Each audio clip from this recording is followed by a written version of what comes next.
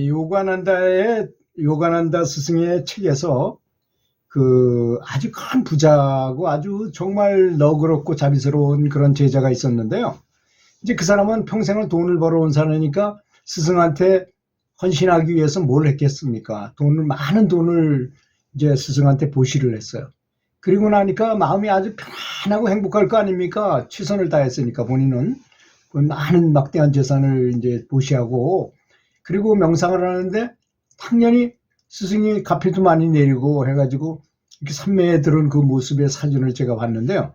저는 사진을 보고도 아주 기뻤던 사진은 아마 드물게 그 사진이라고 생각했습니다.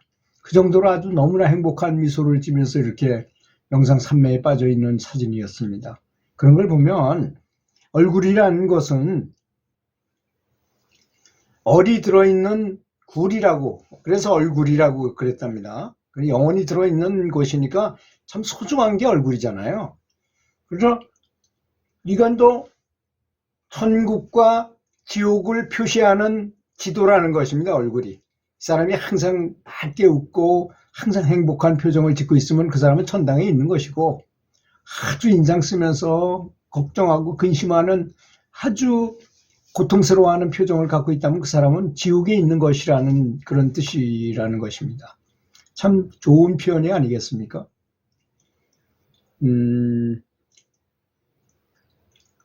다섯 남매의 아버지가 있었습니다.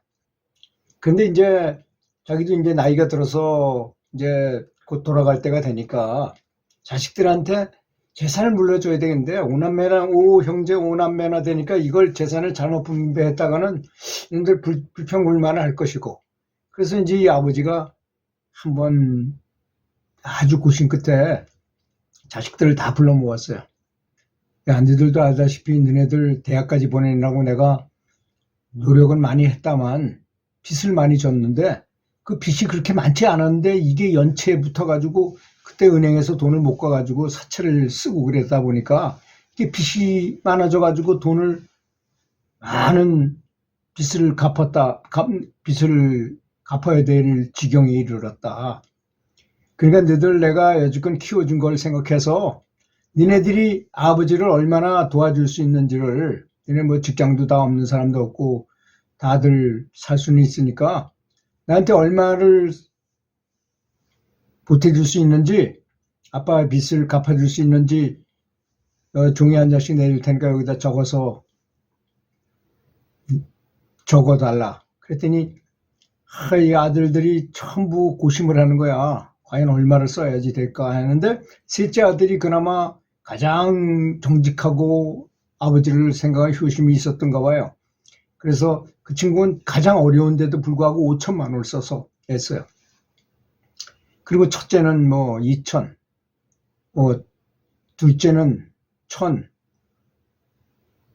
넷째는 뭐 2,500, 뭐 이렇게 다 5남매가 다 나름대로 이렇게 돈을 써가지고 아버지를 줬어요. 그 아버지가 이걸 이제 받았어. 아들 앞에서 보지 않고 이제 아들이 다 집으로 돌아간 다음에 다 본 다음에, 그리고 이제 한참이 지난 다음에 다시 아버지가 자식들을 불러 모았어요. 야, 내가 깊이 생각해 봤는데 이 빚을 갚고 나서 또 너희들한테 물려줄 유산이 좀 있기는 있는데 얼마 되지는 않는다.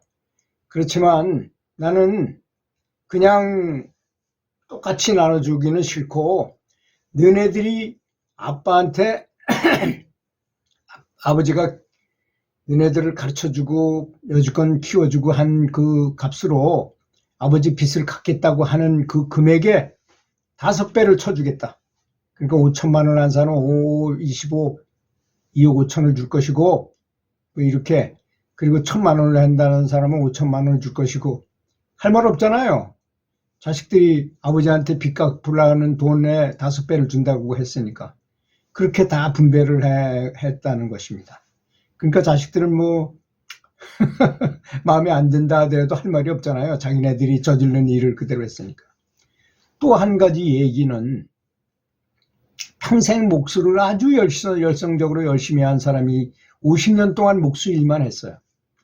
그래서 그 사장이 그 목수를 데리고 참 많은 일을 시키고 해서 이제 마지막으로 이제 사장이 이제 그만두겠다고 말하니까 그러면 마지막으로 집 한 채만 좀 지어다오 해가지고 이제 부탁을 했어요. 그래서 그 목수가 그 집을 좀 성의 있게 지어야 되는데 마지막인데 그까짓 뭐 대충 해도 빨리빨리 지어서 그냥 빨리 보내고 난 이제 평생 목수 짓을 안 하도록 편하게 지내야 되겠다고 이제 대충 막 지었어요. 근데 이제 건물이 다 되고 난 다음에 사장님이 오더니 아유 대목님 그동안 고생 많았습니다. 제가 마지막으로 대목님이 사실 집이라고 생각하고 이 집을 대목님에게 드리려고 이 집을 지라고 그랬던 겁니다. 이 집에서 편안히 잘 사십시오 하니까 이 사람의 얼굴이 흑색이 되는 거야. 그럴 줄 알았으면 내가 집을 참 성의 있게 잘 짓거라는 후회를 했다는 것입니다. 그렇기 때문에 모든 사람을 대할 때라든지 사물을 대할 때 최선을 다하는 자세가 필요하지 않겠습니까? 사람은요, 사람을 대하는 태도를 어떻게 정하는지 아세요? 우리는 말을 하는 것을 굉장히 중시합니다.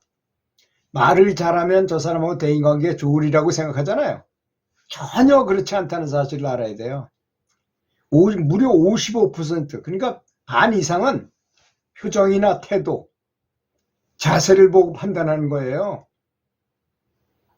안 그런 것 같죠? 서로 왼수진 사람들끼리 보면요. 만나기도 전에 벌써 눈빛이 탁 째려보는 거, 몇 시간은 더 아주 깔보는 거, 뭐 이런 태도를 보여요. 이미 먼저 말을 한다는 거예요. 표정으로. 표정, 태도, 자세로 이미 55%의 말을 다 한다는 것입니다.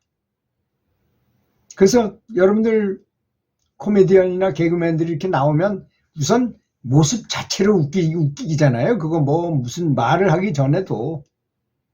그런 게 굉장히 중요하다는 것입니다. 두 번째는 목소리가 38%를 차지한대요. 진짜 말하는 언변이라든지 말하는 논리적인 거는 단 7%밖에 해당이 안 된다는 겁니다. 그러니까 우선 태도, 표정 이런 게 중요하고 그 다음에 목소리가 중요하고 그 다음에 이 말이 맞느니 틀리느니 이거는 7%밖에 안 된다는 것입니다. 여러분 표정을 항상 웃는 표정을 짓고 항상 웃는 사람은 저 사람이 화내는지도 몰라요. 그렇지 않습니까? 또 항상 웃는 자세를 얼굴 표정을 갖고 있는 사람은 항상 행복 호르몬이 뇌 속에서 나오는 상태이기 때문에 벌어지는 일들이 이 행복 호르몬이 바깥에 일어나는 일도 다 좌지우지한다는 사실 여러분 아시나요? 그런 일을 변형을 시키기도 한다는 걸 알으셔야 됩니다. 정말입니다. 일을 변형을 시켜요. 그래서 더 시크릿이라는 세계적인 베스트셀러에 보면 인력의 법칙이라는 게 나오잖아요. 감사하니까 감사하는 일들이 줄줄이 사탕으로 이렇게 내 주변에서 많이 생기더라 이런 말이잖아요. 확실히 맞는 얘기입니다. 또 내가 감사한 마음을 갖고 있으면 펠레라는 축구선수 있잖아요. 너무나 축구를 세상에서 제일 잘했던 사람이죠. 요새는 메시하고 호날두 이런 사람이지만 옛날에는 펠레였었죠. 마라도나 전에는. 펠레가 한 말이 있어요. 아주 기분 좋고 신나게 축구를 하다 보면 저쪽으로 안 봤는데도 우리 선수가 어떻게 움직이는지를 다 느껴졌다는 거예요. 다 보였다는 겁니다. 그래서 다 안 보고 패스해도 정확하게 우리 선수한테 갔다가 다시 나한테 오면 내가 아주 쉽게 골을 넣고 했다는 것이죠. 그런 게 바로 지혜롭고 감사한 그 조화 속에 사는 인간의 모습이라는 것입니다. 부산에 아버지하고 딸하고 같이 살았는데요. 이제 3년 전에 그 부인이 사망하고 이 아가씨를 볼 때는 어머니가 사망한 거예요. 근데 아버지가 굉장히 딸하고 사이가 안 좋아졌어요. 그리고 그 사사건건 싸우게 됐다는 거예요. 아버지랑 같이 살면서. 근데 그래서 이제 그 하도 아버지랑 싸우고 불편하니까 상담사한테 상담을 하게 됐어요. 상담사가 딱 표정을 보니까 아버지 얘기만 하면 이 사람이 눈빛이 흔들리면서 표정이 굳어지는 걸 딱 보더니 혹시 아버지가 만약에 아가씨가 결혼해서 오래 살다가 남편이 사망했을 때 어떤 마음이었었는지 한번 생각해 본 적 있습니까? 하고 질문을 했어요. 아버지가 배우자가 사망했을 때가 얼마나 마음이 슬펐겠느냐. 그런데 아버지의 심정을 한 번이라도 생각해 본 적이 있느냐고 한번 질문을 했어요. 그랬더니 이 아가씨가 아차 싶은 거야. 한 번도 생각 안 하고 내 입장에서만 생각했거든. 아버지니까 아버지한테 떼쓰고 아버지한테 딴지 걸고 이렇게 했다는 것입니다. 그럼 오늘 집에 돌아가시면서 아버지가 좋아하는 호떡이라든지 뭐 아버지 좋아하는 거 뭐죠? 호떡 좋아하시죠? 호떡을 몇 개 사가지고 들어가서 무릎 꿇고 아버지, 어머니가 돌아가셔가지고 참 슬프셨을 텐데도 저는 그런 것도 모르고 떼쓰고 아빠하고 말다툼이나 하고 이렇게 아버지를 제대로 위로를 못하고 심정을 이해 못해서 정말 죄송합니다라고 참여한다고 한번 얘기해 보라고 그랬어요. 그래서 딸이 가서 그렇게 얘기했어요. 아버지가 눈물을 뚝뚝 흘리면서 또 아버지와 딸이 부둥켜 안고 서로 눈물을 흘리면서 사이가 아주 너무나 좋아졌다는 얘기죠. 사이라는 건 그런 것입니다. 대인관계가 잘 안 됐을 경우에는요. 수행을 해도 명상을 해도 진보를 할 수 없고 어떤 일을 해도 잘 될 수가 없어요. 그래서 항상 미운 사람한테 미운 사람을 대하는 법이라는 게 뭡니까? 그 사람이 안 볼 때, 그 사람이 없을 때, 없는 데서도 항상 그 사람 장점만 얘기하고 칭찬만 해주십시오. 왜 그러냐? 그 말은 다 돌아서 그 사람한테 들어가게 돼 있어요. 반말은 새가 듣고 뭐 낱말은 뭐 쥐가 듣고 뭐 반말은 뭐 쥐가 듣는다는 말이 있잖아요. 사실입니다. 좋은 곳에서 그 사람을 제외시키지 말고 좋은 곳이 있다면 반드시 그 사람을 데리고 그 모임에 참가하도록 하시고 나쁘게 설령 그 사람이 말을 한다라도 전혀 개의치 않는 태도를 취하시고 그리고 만약에 이렇게 논쟁이 벌어질 때는 감정을 섞지 말고 딱 한두 가지 정도의 그 논점을 잡아가지고 그것만 계속 반복해서 얘기하고 그냥 싸움하지 말라는 얘기입니다. 계속 그것만 반복해서 설명할 뿐 더 이상 감정을 섞지 말라는 거죠.